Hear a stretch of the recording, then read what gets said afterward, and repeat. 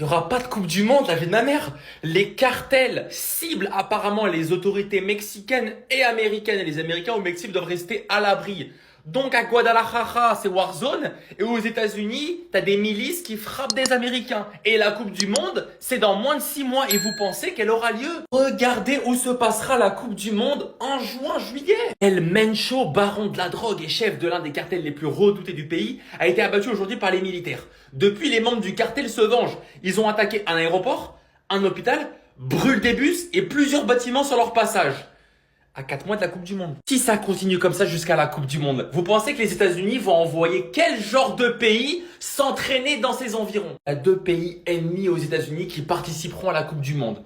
L'Iran et l'Algérie. Ils vont les mettre là. En fait, il y a deux options pour ceux qui vont aller à la Coupe du Monde, qui ont réservé leur billet.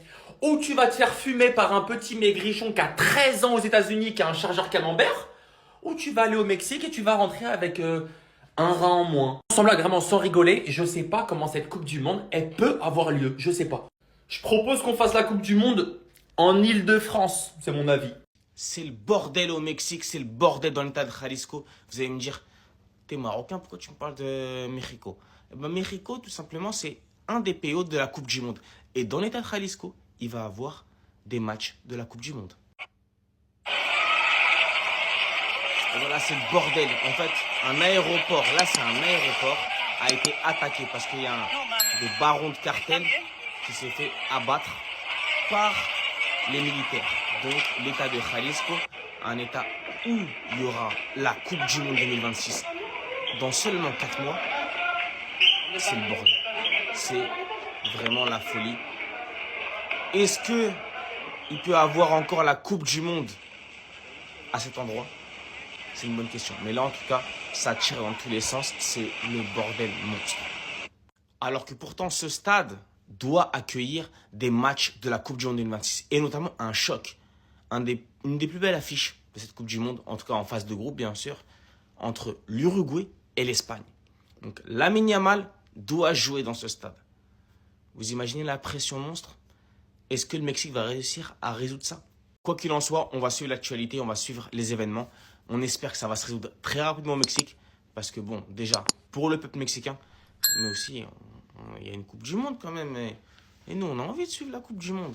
Bon, est-ce qu'ils vont retirer ce stade? Est-ce qu'ils vont retirer ce site du Mexique? C'est une bonne question.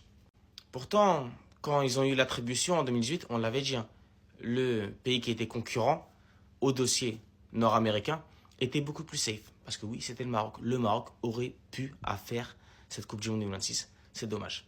En tout cas, on va suivre ça. Donnez votre avis, commentez, débattez et surtout abonnez-vous. Est-ce que vous pensez que le Mexique va pouvoir continuer à organiser la Coupe du Monde? Bon, l'équipe, comme vous le savez, la situation au Mexique est dramatique. Après l'annonce de la capture d'El Mancho, les gangs sont en train de se livrer à une vraie vendetta dans les rues. Le 22 février 2014, El Chapo, le chef du cartel de Sinaloa, avait été capturé. Hier, le 22 février 2026, El Mancho a été capturé alors que sa tête était annoncée à 10 millions de dollars. Il y avait une prime sur lui. Dites-moi ce que vous pensez que le Mexique est capable d'accueillir la Coupe du Monde 2026. Bon, avant d'étayer mon propos et de vous donner mon avis sur la question, je tiens à dire que mes pensées vont au peuple et à toutes les personnes qui sont touchées de près ou de loin par ce drame. Maintenant, on nous explique que les autorités mexicaines et la FIFA sont en train de mettre en place une sécurité renforcée. Mais est-ce que vous avez vu la manière dont ils sont armés? J'ai une chose à dire. Entre l'ICE aux États-Unis, qui refuse que les supporters africains se déplacent pour encourager leurs équipes, donc aux États-Unis, c'est un bazar sans nom. Ce qui est en train de se passer, une vraie guerre civile au Mexique, pour moi, selon moi, cette Coupe du Monde ne devrait pas avoir lieu aux États-Unis et au Mexique. Il n'y a que le Canada, jusqu'ici, qui a une situation assez stable pour pouvoir accueillir cette compétition.